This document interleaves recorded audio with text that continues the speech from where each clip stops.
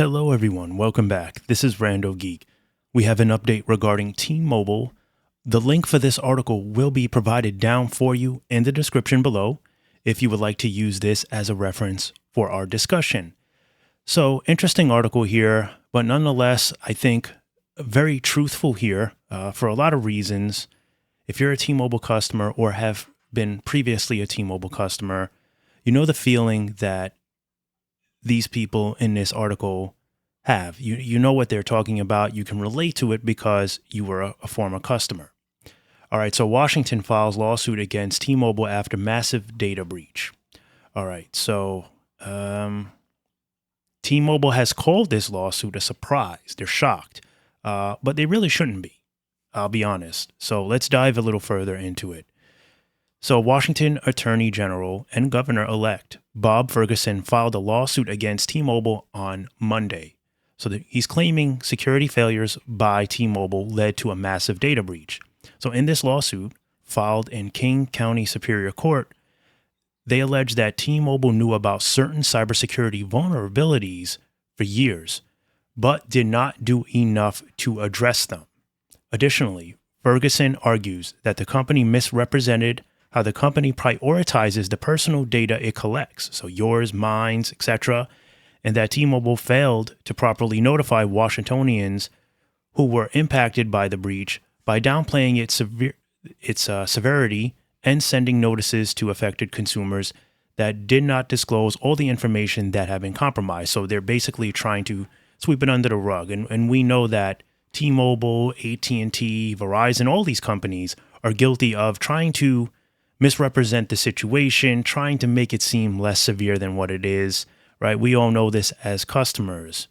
So in a statement here, it looks like T-Mobile was called out by Ferguson, and he says this significant data breach was entirely avoidable. T-Mobile had years to fix key vulnerabilities in its cybersecurity systems, and it failed. So according to the Attorney General's office, T-Mobile discovered that a hacker gained access to its internal network in August of 2021 and exposed personal information of nearly 80 million customers, including 2 million Washingtonians. So this data breach is mostly taking back to one of their largest data breaches back in 2021. As we know, there have been at least 3 to 4 more, I think, even since then. So, because of the lack of adequate security monitoring, T-Mobile was unaware of the breach until an anonymous outside source told the company that customer data was posted for sale on the dark web. This is according to the lawsuit. T-Mobile customers received brief text messages from T-Mobile alerting them of the breach. However, the messages left out critical and legally required information, according to the Attorney General's office. So additionally, current customers whose social security numbers were exposed did not receive any information on that exposure. Years before August 2021, T-Mobile did not meet industry standards, according to this lawsuit, for cybersecurity and knew about these vulnerabilities. Noting filings with Federal Securities and Exchange Commission in 2020 said T-Mobile was a target of numerous cyber attacks. The lawsuit alleges that the security failures violated Washington's Consumer Protection Act and that the 2021 data breach was a direct result of T-Mobile's lack of accountability.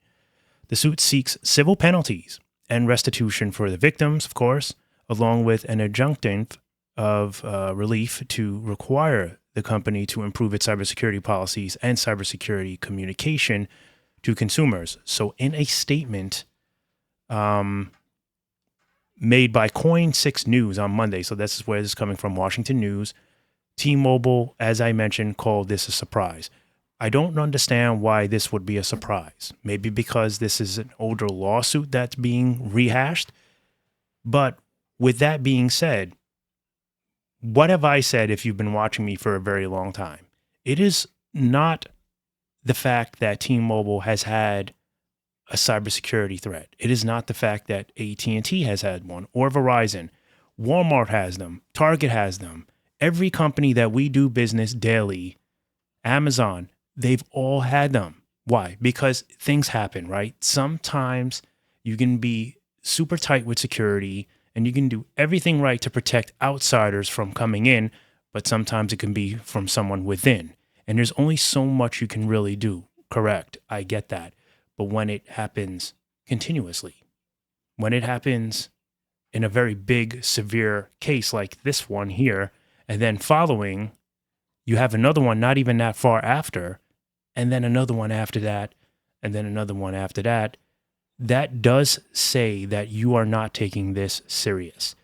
There has to be a better way for you to handle your day-to-day processes to keep customers' information secure.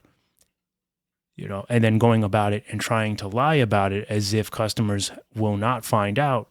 They'll find out when their social security number is compromised. They'll find out when their credit card information is compromised. It will all come back together. All the pieces of the puzzle will fall into place and eventually lead back to the company that caused them this problem. Because when it's something so severe like this data breach was, we're always going to find out one way or another, because there's always going to be someone that wants to take a bite out of the company and hold them responsible. Lawyers love these types of things. This is how they get paid. This is how they make millions and millions of dollars. And, T-Mobile, one of the biggest companies to have data breaches, really does need to do a better job. And all these companies need to do a better job.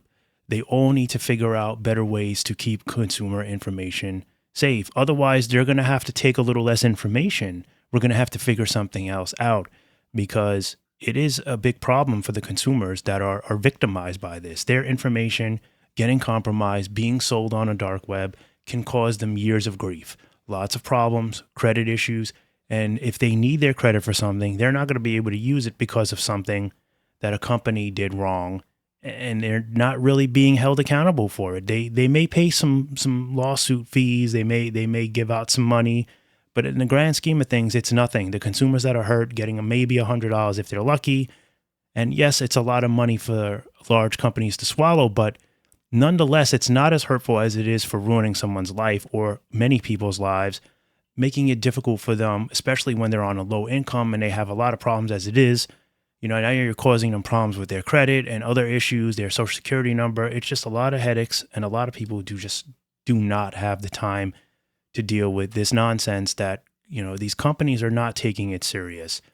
That's why I do think it is important that, besides the money and that, that they have to pay in these lawsuits, which is also, a good way to get back at them, because $100 million lawsuit or whatever, it does hurt these companies, even though they're worth so much money. It does hurt them, okay? It does set them back when they do their annual, gain and loss. This is part of it. They won't tell you that this is why they've lost some money here and why they're not doing well and why they have so much debt. But we all know that many of these lawsuits are a lot of why they're not making as much profit as they'd like. They keep making mistakes. And, unfortunately, we have to pay for it as consumers. And it's not fair.